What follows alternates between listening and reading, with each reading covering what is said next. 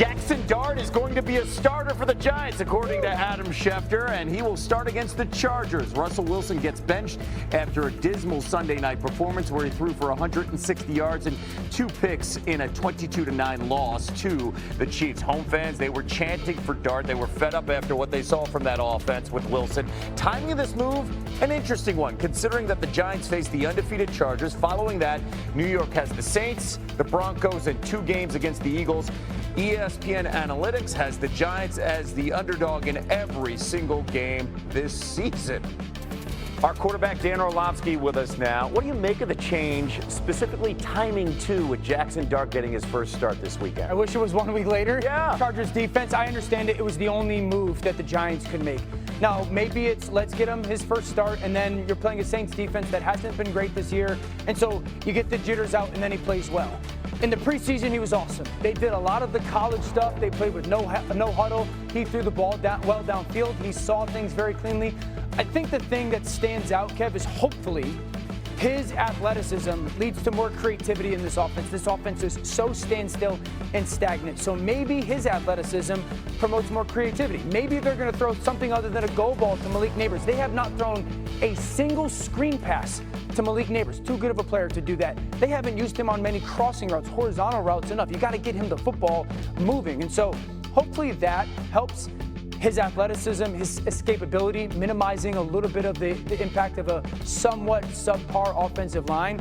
But the scheme's got to grow with the infusion of the young talent, the athleticism. Enter the fire versus Harbaugh. Keep in mind, Neighbors, by the way, we saw the frustration, just 2 catches, 13 yards on 7 targets in that really ugly Sunday night loss to KC. Last night, the opposite of that vibe. Monday Night Football Lions, they ran all over the Ravens 38-30. It was the Sonic and Knuckles show. Jahmyr Gibbs and David Montgomery each ran for 2 touchdowns. Detroit rushing for 224 yards. Baltimore hasn't given up that many yards on the ground in 5 years. So, Dan, after that season-opening dud, why are all of a sudden the Lions clicking on all cylinders? Maybe it is Dan Campbell. Maybe it is Dan Campbell's offense, and Ben Johnson, who now in Chicago, is also brilliant.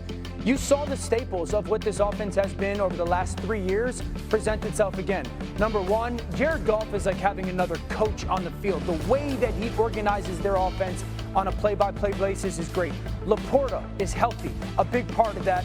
And then the creativity. We saw so much movement and shift and changing of the formation that they were just finding their matchups. Amon-Ra St. Brown as complete a receiver as there is in the NFL. And I say this all the time. It's not the play call. It's when you call it. And we're seeing that again in Detroit. Dan Campbell, not only a great leader, but obviously great with the X's and O's. This defense under Kelvin Shepard, their new defensive coordinator, it was prepared, it was communicative, and it was fundamentally sound. I know 30 points sounds like a lot, but off the tape, they kept Lamar in the pocket. They hunted in situational football. When all the Ravens threw their unique formations at them, they were ready for it. Everybody was on the same page, and they flew to the football. The addition of a healthy Terrion Arnold and DJ Reed, who they signed from the New York Jets, allows them to play the coverage that they want. And then that pass rush and those athletes in their front seven, they really hemmed Lamar in. Helps that Aiden Hutchinson is healthy. 97 all over the place. Lions with 90 total points over the last 2 games. They host the Browns on Sunday. Ravens with the loss, they fall to 1-2, and they face the 1-2 Chiefs in Arrowhead. It's desperation time in week 4 already. All right, when you look at that matchup, what do you have your eye on? Well, the Ravens defensively are built to beat the Cincinnati Bengals and the Chiefs. They want to play coverage, okay? They're not built to beat teams like the Buffalo Bills and the Indianapolis Colts and Chargers. Will the Chiefs change who they are? Will the Chiefs run the football a consistent amount, and are they capable of doing it? That's where the Ravens are weak right now. Now, the caveat, Kev, is the Chiefs aren't built to do it. They're not built with the tight ends physical body-wise to put them on the line of scrimmage like the Lions or like the Bills and run the football at the Ravens. And so will the Chiefs and Andy Reid and Matt Nagy commit to going, okay, this game has got to be about us figuring out what we can do well on offense other than Patrick on 3rd down, run around and making some big plays? Early downs. Will they get downhill in the run game, double team the Ravens to the linebackers, and run the football? If they don't, we're going to have some long conversations. Yeah, if you include the playoffs, Patrick Mahomes 5-1 in his career against Lamar Jackson. Dan, thank you so much. For much more, Tony and Mike, PTI's bonus segment. All right, Wilbon, what is your biggest takeaway from the Lions' win on Monday Night Football? Tony, my takeaway doesn't just involve the one game. It's got to involve all three games, starting with a loss up north in Green Bay and then beating the daylights out of the Bears and then coming to Baltimore and really taking it to the Ravens. It's got to involve all three because they lost to Green Bay and it was like, oh, whoa, and I was sort of guilty thinking, is there too much brain drain from losing the coordinators? Can they recover from that? How long will it take? Didn't take long. You know, they said we're going to come back and beat the Bears. It's necessary to beat them, and they did. And then go to Baltimore and win in that fashion.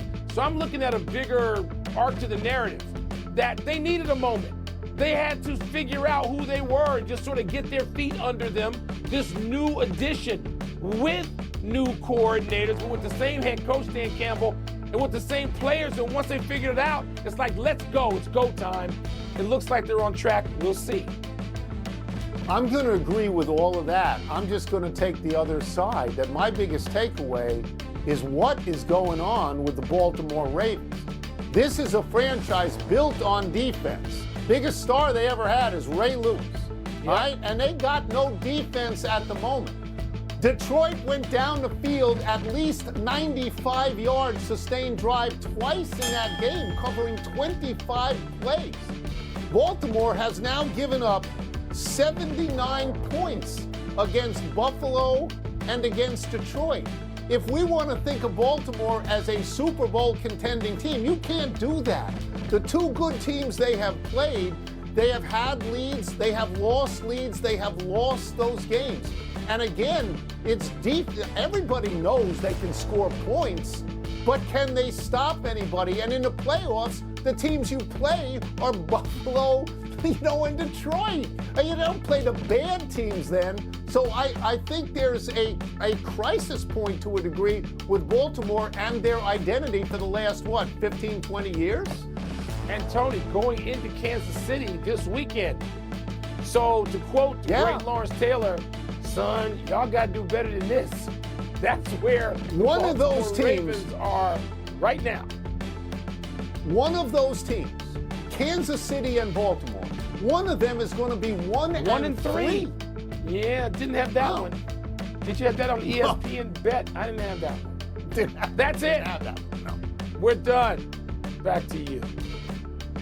He's great. By the way, we talk about Ole Miss. The guy that was the quarterback last year is now a Giant. And Adam Schefter reporting that the G-men are going to start rookie quarterback Jaxson Dart Sunday against the Chargers at MetLife Stadium after Russell Wilson's poor outing on Sunday night. And we take a closer look here. The Giants quarterback room has been a mess since Eli Manning retired following the 2019 season. No quarterback has a winning record. And as a collective group, they've posted the fewest passing touchdowns and lowest yards per attempt. And over these 5+ seasons, they've averaged under 190 passing yards per game. By the way, Daniel Jones, 3-0 as a Colt right now. Keep that in mind, too.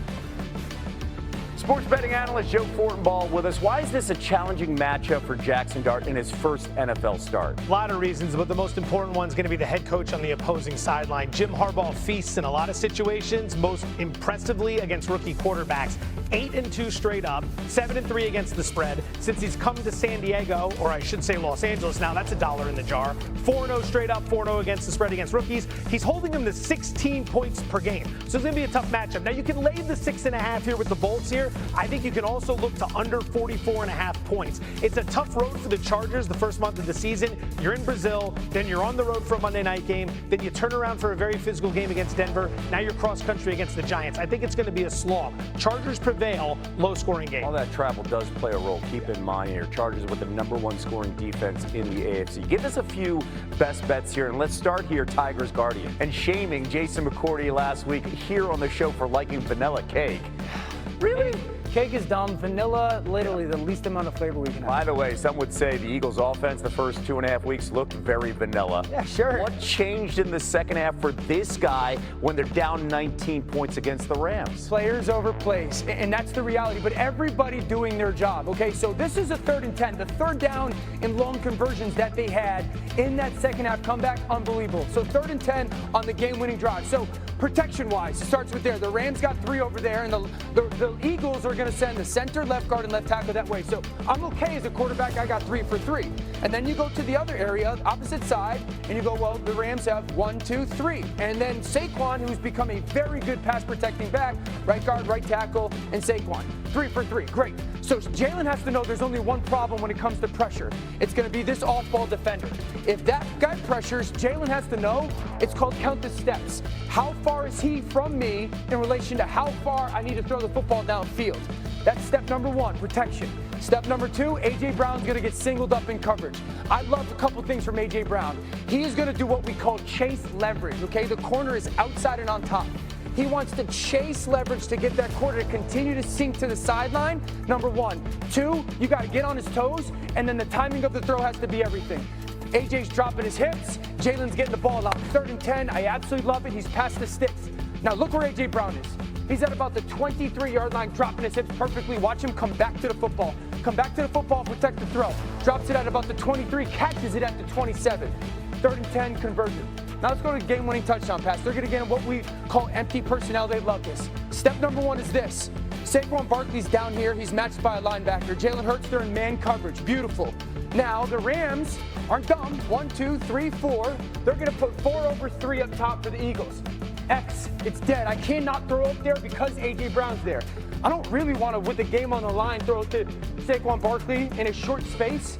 I have one option if I'm Jalen Hurts. That's going to be Devontae Smith in the slot, okay? They give him the choice. Now, for Jalen, everything is off this defender right here. That defender, if he pressures you, you have to throw the football. If he hangs back in double teams, Devontae, we're in trouble as an offense. Watch what the defender does. Jalen's going to see him, and he hangs. He just hangs. Now, Devontae does an outstanding job of gaining leverage on that out route, pushing up, gain leverage, and then once again, the timing of the throw. When Devontae gets open, you can see he's just peeking back. That ball is coming out of his hands, and that's game over, game winner for the Philadelphia Eagles. That's awesome. 3rd and 10, it takes everybody in protection.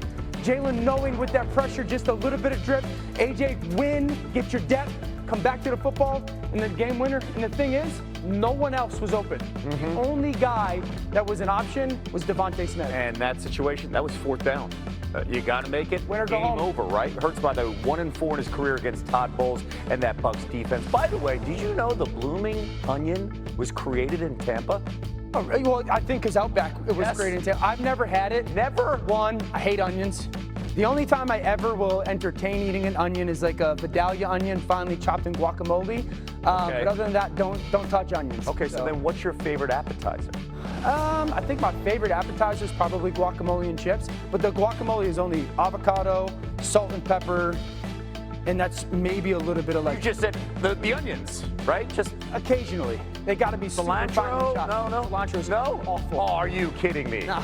Come on. Yeah, and sometimes tomatoes. Back to football. Another fantasy week is in the books, and hopefully you won your week, or you could be me. The gift that keeps on giving is the Cowboys defense. You face them, you feel good. Caleb Williams felt good. 29 points leading all quarterbacks this week thanks to his 4 passing touchdowns, nearly 300 yards.